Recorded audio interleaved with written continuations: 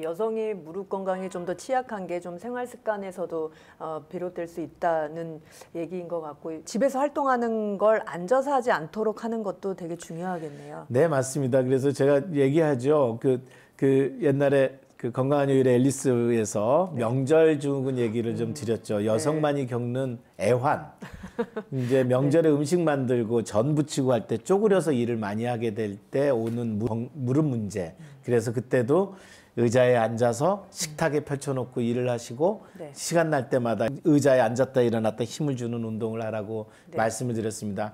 특히 여성들이 가정에서 일을 할 때 쪼그리는 자세가 많이 나오죠.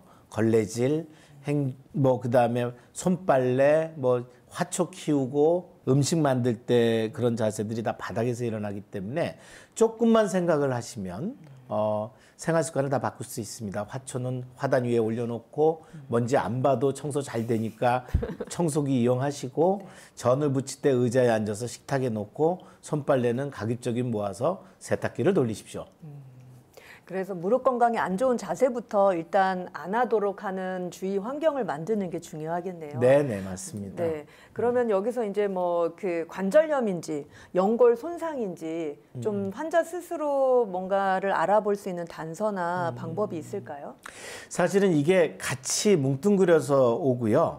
굉장히 다른 이제 말입니다. 관절 연골은 사실은 뼈에 붙어 있는 아주 매끌매끌하고 한 번 망가지면 재생되지 않는다는 연골이고 영어로는 카틸리지라고 합니다.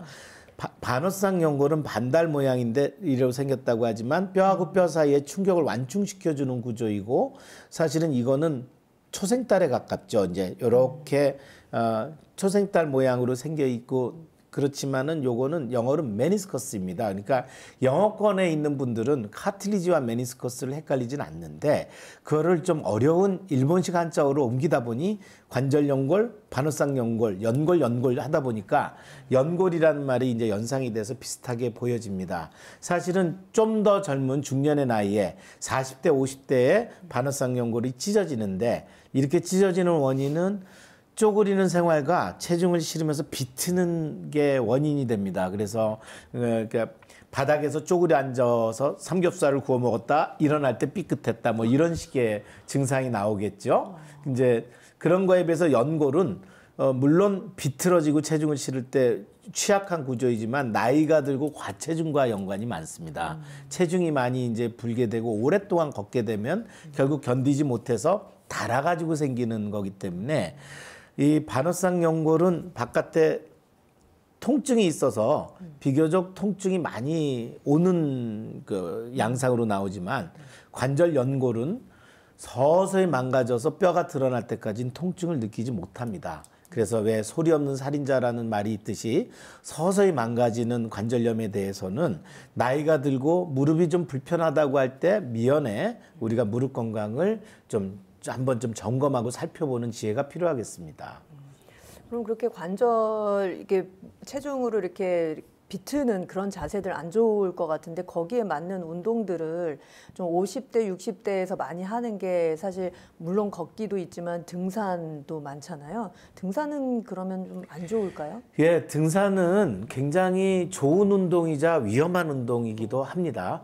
등산 특히 오르막길은 굉장히 좋죠. 심폐 지구력을 키워주고 근육량을 올리고 하기 때문에 일정한 오르는 그런 등산은 좋은데 내리막길에서 문제가 있습니다. 보통 우리나라 산은 악산들이 많기 때문에 아주 낮은 산도 올라가면 바위거든요. 그 바위에 온도 차이는 있는데 특히 겨울철이 되면서 추워지는데 등산화를 신고 내려갈 때 미끄러운 바위, 서리가 끼어 있다가 미끄러울 때 이제 비틀어지면서 체중이 내리막길에서 5배가 걸리거든요.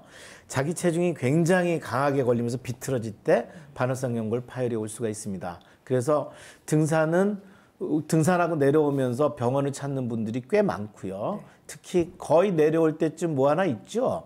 배드민턴장이나 무슨 이제 가볍게 운동을 하고 내려오시는데 그런 동작들, 탁구나 배드민턴이 뒤꿈치가 고정된 상태로 비틀어지는 자세가 나오기 때문에 그런 반어상 연골 파열의 자세가 나온다는 거는 좀 염두에 두셔야 되겠습니다. 그래서 이제 관절염이 이왕에 오신 분들은 제가 환자분들에게 운동은 계속 하시되 등산보단 둘레길을 좀 가십시오. 오르막 내리막은 괜찮지만 미끄러운 데서 이제 비틀어지는 동작이 문제입니다. 이제 부드러운 흙길을 이렇게 천천히 다닐 수 있는 둘레길을 등산보다는 좀 하시는 게 안전하실 겁니다. 이제 그렇게 권해드리고 있습니다. 네, 지금 질문 주신 분이 3개월 전에 운동 중에 넘어져서 무릎을 다쳤는데 초음파 검사 결과 반월상 연골 0.2에서 0.3mm 정도가 찢어져서 외상되었다고 하는 소견을 받았는데 증상이 좀 나아져서 걷기나 계단 이런 쪽을 걷고 있는데 관절 비틀림이 생기는 운동을 할 땐 조금 증상이 나타나시나 봐요. 근데 이분은 어떻게 점차 MRI나 무릎 내시경 검사를 받아봐야 할까요? 전문적인 검사 소견이기 때문에 네. 방송으로 다 말씀드리긴 어렵지만은 일단 초음파 검사를 했다. 사이즈는 0. 몇이다. 이런 정도라면은 일단 초음파 검사는 정확하지가 않습니다. 관절에 물이 있다 없다는 알 수 있지만 반어상 연골이 어느 부위가 어떻게 찢어졌다고 말하기가 어렵고요. 그 다음엔 1cm가 넘지 않는 파열은 대부분 수술과 관련이 되지는 않을 겁니다. 증상을 보시고 근력 운동을 하고 설사 찢어져도 하셔도 되니까 잘했더니 서서히 갈수록 풀린다. MRI 필요 없을 것 같습니다. 단 계속 노력을 했음에도 불구하고 특정 동작에서는 계속 비틀리는 자세에서 통증이 오고 불안하다. 그러면 그거는 MRI도 검사하고 병원을 찾아야 되겠죠. 한 2달 정도 지켜보신 이후에 결정하셔도 되겠습니다. 네. 네. 네. 그럼 이어서 저희가 그 관절염의 경우에 그 연골 손상의 치료, 네. 이 치료법이 이것도 1기, 2기 몇 기에 따라 달라진다고 들었는데요. 치료법에 어떻게 달라지는지 그리고 치료 후의 결과는 또 어떨까요? 네, 이제 연골 손상이라고 하는 게 이제 관절염을 이제 우리가 이제 얘기를 할 겁니다. 이제 건강한 요일 앨리스에도 단계별 치료법이라는 말씀을 좀 드린 바가 있습니다. 이게 서서 찍고 쪼그려 찍고 엑스레이를 찍으면 관절염의 진행 기수를 알 수가 있어요. 한 2기 정도가 관절이 조금 좁아지는 정도인데 3기는 거의 뼈에 닿으려고 하지만 아직 살아있고 4기가 된 뼈가 닿는 경우입니다. 그러니까 1기, 2기 때는 가급적이면 수술보다는 이제 생활 습관을 바꾸고 근력 운동을 하고 그 다음에 체중을 줄이는 노력. 그러니까 내가 그 문제를 잘 극복해 나갈 필요가 있고요. 3기가 되면은 나이를 꼭 따져보셔야 됩니다. 나이가 벌써 40대, 50대 초반에 3기다. 빨리 수술해야죠. 4기로 진행되는 거를 허용하면은 곤란하죠. 그런데 무조건 수술은 아니고 MRI 검사도 하고 어떤 문제를 고쳐서 어떻게 1, 2기 상태로 돌려놓을 것인가를 따져봐야 될 거고 4기가 되면 이미 뭐 암도 4기가 되면 이제 다 퍼진 거 아니겠습니까?